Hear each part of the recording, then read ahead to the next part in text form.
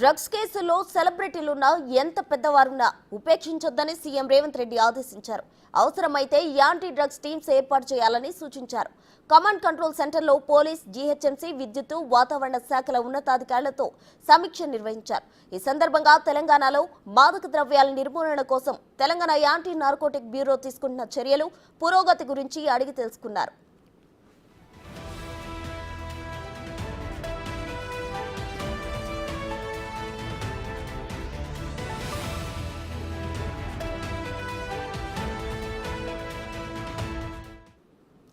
Drugs, గంజాయిపై ఉక్కుపాదం మోపాలన్నారు CM Revanth Reddy. Drugs కేసులో సెలబ్రిటీలు, ప్రముఖులు ఉన్నా ఉపేక్షించొద్దన్నారు.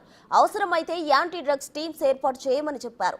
అనుమానిత ప్రాంతాల్లో స్పెషల్ డ్రైవ్స్ నిర్వహించాలని సూచించారు. సరిహద్దు ప్రాంతాల్లో ప్రత్యేక నిఘా ఉంచాలని ఆదేశించారు. సరఫరా చైన్ బ్రేక్ చేసేలా చర్యలు చేపట్టాలని, అసలు వాటిని సరఫరా చేయాలంటేనే భయపడాలా చర్యలుండాలని అన్నారు.